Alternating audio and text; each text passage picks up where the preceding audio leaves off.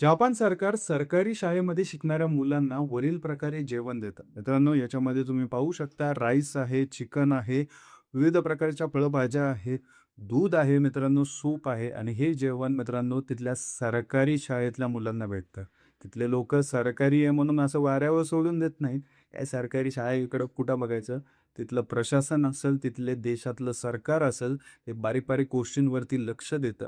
World स्पोर्टला जी economy आहे ती वरती लक्ष देणारच. हा शब्द तुम्ही कधी ऐकला असेल, भारत पण वर्ल्ड स्पोर्ट लार्ज इकॉनॉमीवरती पोहोचलं होतं आणि आपल्या भारतामध्ये मित्रांनो, कालच एक अशी घटना घडली ज्याच्यामध्ये आंबेगाव तालुका, जिल्हा पुणे, राज्य महाराष्ट्र, जो की सगळ्यात जास्त टॅक्स देतो त्या सरकारला, या राज्यामध्ये एक अंगणवाडी सेविका जी आहे, ती Instagramच्या माध्यमातून व्हिडिओ टाकते, की "बाबा रे, हे जे डाळ जी आम्हाला दिली जाते, ही 11-11 शिट्ट्या केल्या तरी शिजत नाही. काय लहान मुलांना जेवण वाढायचं, तर त्या महिलेला निलंबित केलं जातं."